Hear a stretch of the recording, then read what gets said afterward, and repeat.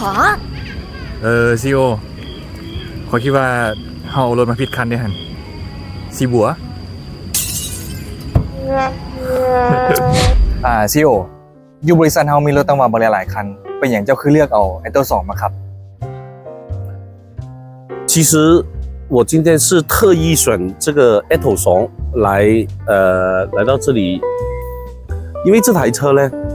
像我一样，星期一到星期五都属于白领的工作，这台车是非常适合的，因为它是中大型的 SUV，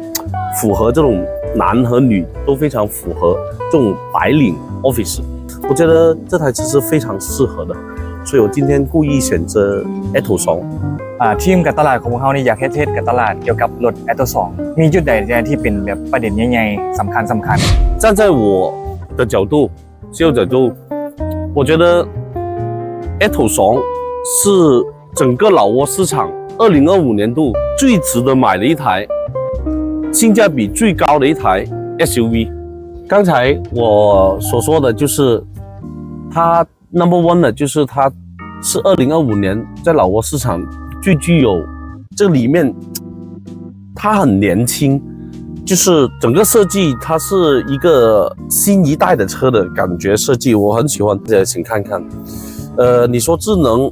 非常多的一些 high tech 的话，也不是，但是呢，对于一台1万多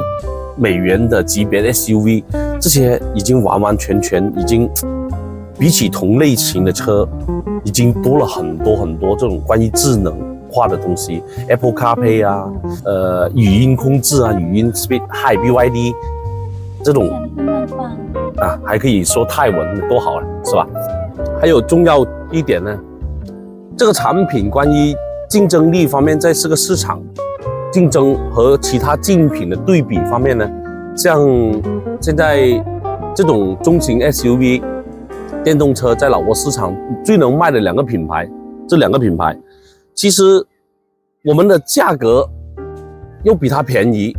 设计，我们的设计和智能方面、设计方面，我觉得这些白领的消费者，这些他是很聪明的，他们自然会选择做出很正确的选择，这是我认为。在同类型的竞品当中，我们是最具有价值和最有竞争力的。你看看这2个充电的口，这个其实就是我们的快充 Supercharger， 这个是我们的慢充。那这台车充满电之后呢，它的里程能跑到多少呢？中国的标准 CLTC 它可以跑400公里，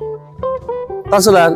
欧洲的标准它可能计算方法更严格 ，NEDC 它是380公里。这个电池的容量它是45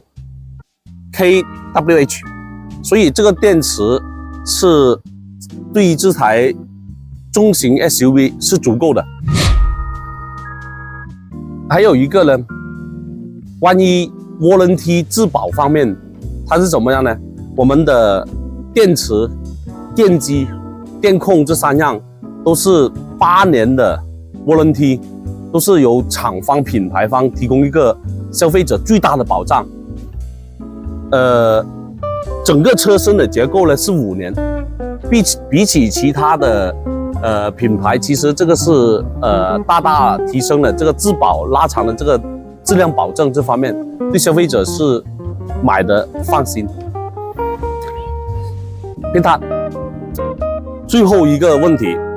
大家买车是不是最关心一样东西，就是价格？你像这么好的一台 SUV， 我刚才也说了，它是老挝市场2025年最值得买的一台 SUV。那当然，它的价格肯定会给到大家惊喜的价格，那它最终的价格是多少呢？我们定位为一口价19990，大家觉得这个价格怎么样呢？ Let's go test drive the car。